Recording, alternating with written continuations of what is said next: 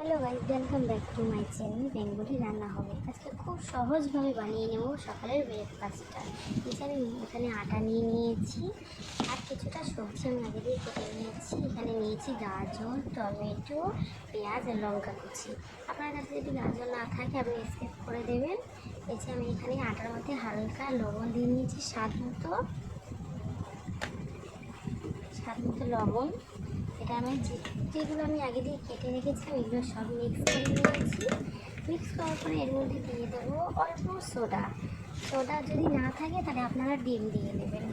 ডিম দিলে খুব ভালো, খুব নরম আর খুব সুন্দর লাগে খেতে। আমি দিয়ে দিয়েছি জল।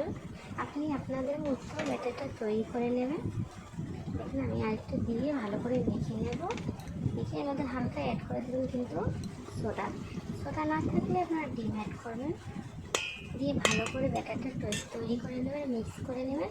দেখেন আমি এখানে ঠিক এরকমভাবেই তৈরি করবেন। আপনারা আপনাদের মতো একটা আইডিয়া করে নেবেন। আমি চাটু নিয়ে নিয়েছি।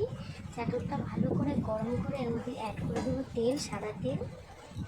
সর্ষের তেল দেবেন না, সর্ষের তেল দিলে ভালো কেমন একটা গন্ধ চলে আসবে এর মধ্যে। এটার মধ্যে সাদা তেল দিয়ে এটা এরকমভাবে আপনি 5 মিনিট রেখে দেবেন। এখানে গরম করে নিয়েছি। চাটুটার এর মধ্যে অ্যাড করে দেবো 1 চামচি তেল। এটাকে ভালো করে গরম করে নেবো। তেলটা গরম করার পরে আপনারা দেখে নামানো লেগে যাবে।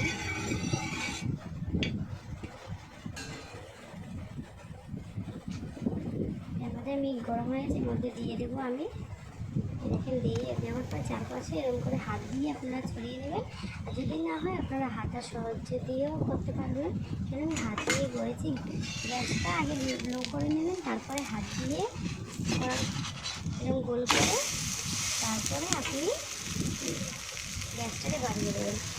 এটা করে এক পিঠটা দিয়ে আমি তেলটা দিলাম। এটাকে আমি আগে দিয়ে একটা তৈরি করে নিয়েছিলাম।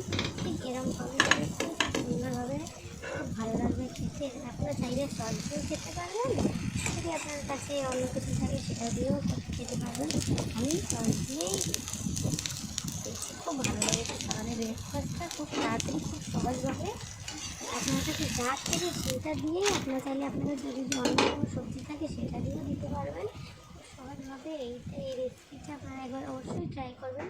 হয়ে গেছে, খুব দারুণ লেগেছে খেতে।